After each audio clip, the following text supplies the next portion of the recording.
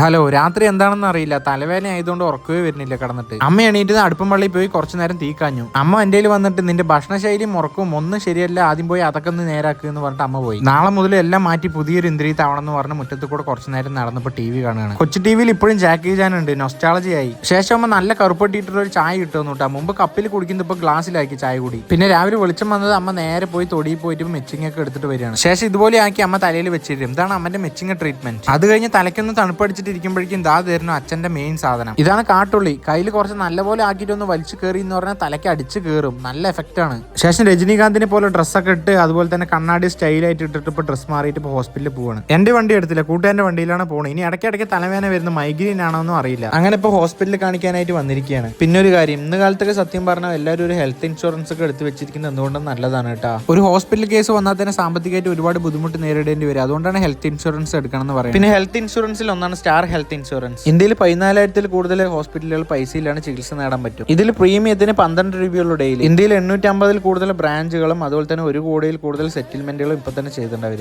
97% cashless സെറ്റിൽമെന്റും അവർ 3 മണിക്കൂർ തന്നെ approve ചെയ്യും. ഇൻഷുറൻസ് എടുക്കാൻ താല്പര്യമുള്ളവർക്ക് ലിങ്ക് ബയോയിൽ കൊടുത്തിട്ടുണ്ട്. പിന്നെ വീട്ടിലേക്ക് വന്നിരിക്കുകയാണ്. എന്റെ ടോട്ടൽ കൊളസ്ട്രോളൊക്കെ 230 മേലെയാണ്. പുറത്തുനിന്ന് ഒരുപാട് ഭക്ഷണം കഴിക്കുന്നവരുടെ കൊളസ്ട്രോളൊക്കെ ഒന്ന് ചെക്ക് ചെയ്ത് നോക്കണം. പിന്നെ ഇന്ന് മുതൽ ഫാസ്റ്റ് ഫുഡ് എണ്ണക്കടികളും ഒരുപാട് കഴിക്കുന്നത് നിർത്തി. ഇത് പുതിയ തുടക്കമാണ്.